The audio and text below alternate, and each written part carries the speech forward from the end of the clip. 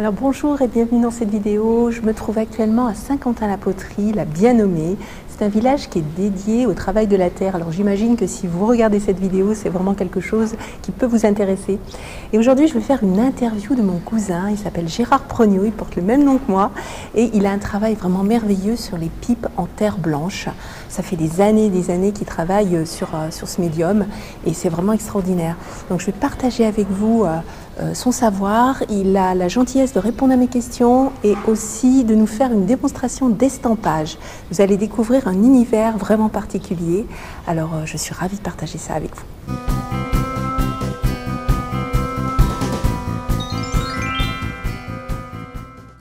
Alors bonjour, donc vous êtes bien dans l'atelier de Gérard Prognot, mon cousin. J'ai le plaisir de l'interviewer aujourd'hui, il va nous partager sa grande expertise.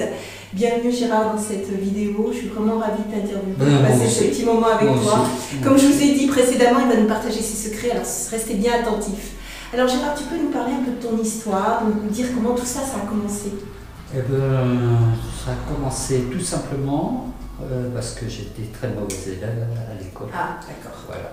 C'est pas votre cas. Voilà, j'étais très mauvais élève. J'ai travaillé dans une usine. J'ai su très tôt que c'était pas vraiment ce qui me convenait, ce qui me plaisait. J'ai eu la chance d'être à une époque où beaucoup de choses étaient possibles. J'ai fait des rencontres très intéressantes avec des gens adorables qui m'ont permis de me lancer dans l'artisanat. D'accord. Okay. Alors, j'avais pas de formation précise, j'ai jamais beaucoup aimé l'autorité, j'ai jamais beaucoup aimé apprendre. Ouais. Et donc, je suis autodidacte.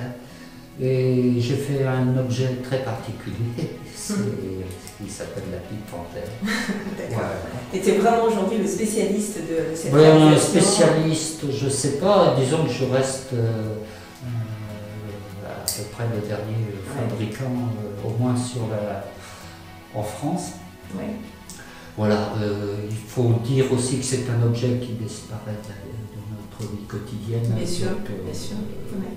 Donc là maintenant c'est vraiment une démarche plutôt artistique là. Oh, oui, c'est-à-dire que les gens qui achètent des pièces, c'est pour la décoration. Bon, alors il ne faut pas faire de publicité, bien sûr, c'est interdit. C'est entre parenthèses, il y a encore quelques fumeurs. Mais il paraît qu'il y a quelques fumeurs. Voilà, il reste quelques fumeurs. Bon, et les autres, l'autre clientèle, c'est principalement des gens qui achètent. Soit, ce qui me fait toujours très plaisir, c'est de vendre à des gens qui sont ni fumeurs, ni collectionneurs, mais qui tombent amoureux de l'objet. Ouais. Et on peut comprendre, vous avez vu, je vous mettrai des images.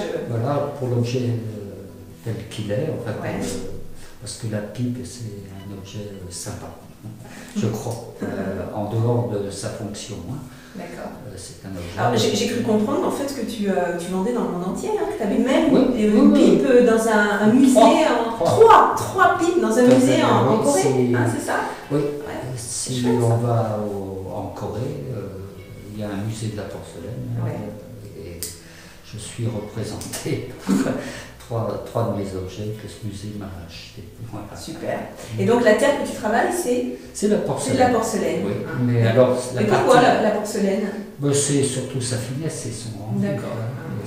Son toucher, parce que dans une pipe, c'est un objet qu'on a dans la main. Ouais. Donc le toucher est très doux. Très important. Il faut que déjà l'objet s'inscrive bien dans la main et puis qu'il y ait une sensation que ça soit sensuel. Agréable, sensuel. C'est un objet presque intime. Ah, bien sûr, oui, ça se prête pas. Ce sont des cadeaux qu'on fait à des gens. C'est chargé de plein de choses. Super. Écoute, Gérard, je t'en remercie. Merci de ton savoir. Tu vas nous faire une démonstration maintenant d'estampage. Oui, d'estampage, oui. Alors, c'est la méthode traditionnelle avec laquelle on fabriquait les pipes. Alors Gérard, tu peux nous dire là par quoi tu commences? Alors je vais commencer par estamper une pipe dans un moule en plâtre. D'accord. Voilà, donc un moule en deux parties. C'est toi qui l'as fabriqué, ce Oui, moule, hein? je l'ai fabriqué à partir d'un prototype. D'accord. Et ok. puis, j'ai fabriqué mon moule.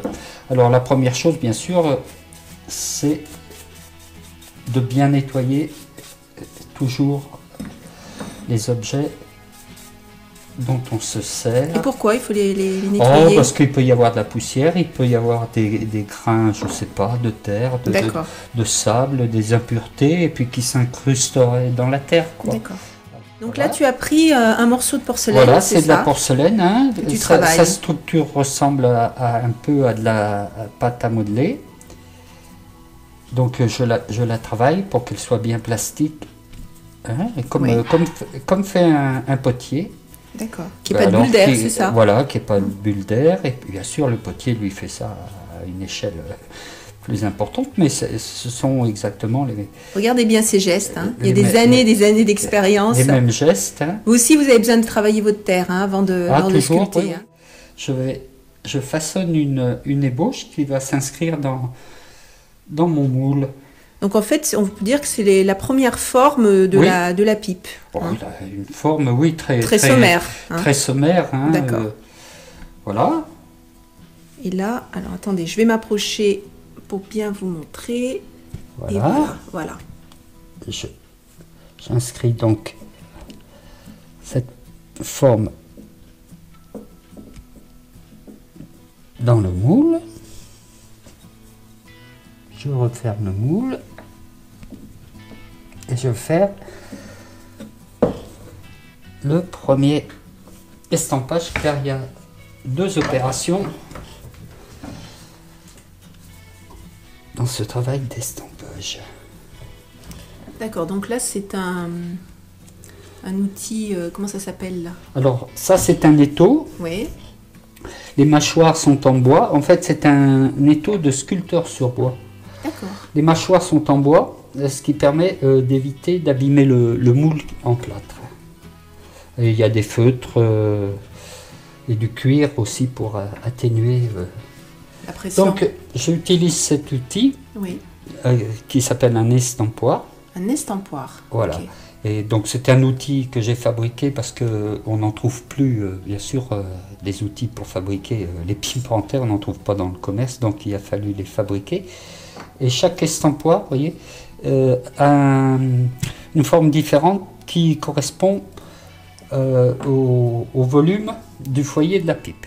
Ok. Donc, avec cet outil, je tasse la terre dans le moule. Oui, Elle se plaque contre les parois du moule, elles prennent l'empreinte et en même temps, elles me donnent le foyer de la pipe.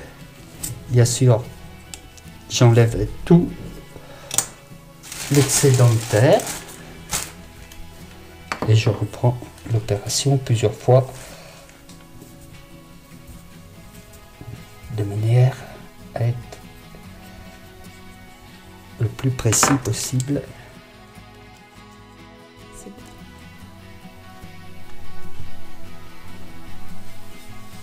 Voilà une première empreinte. Donc toujours même opération, nettoyer bien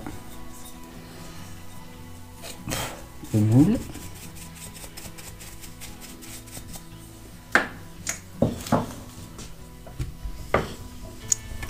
Et là, j'enlève tout le surplus de terre. C'est magique quand même, hein. Ah oui. Donc maintenant, je corrige tous les petits défauts. Avec un pinceau humide, c'est ça? Oui, et de l'eau, tout simplement. D'accord. Il me faut corriger tous les défauts.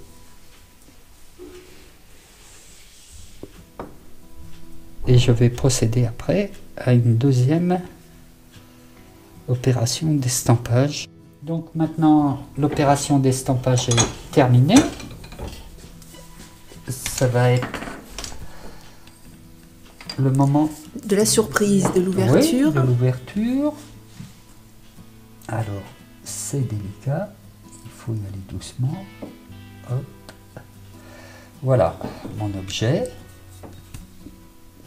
Alors, il n'est pas terminé, il est simplement brut de décoffrage. D'accord. Voilà. Maintenant, je vais le mettre à sécher. Et, Combien de temps à peu près? oh, disons, à cette saison, une douzaine d'heures. D'accord. Voilà.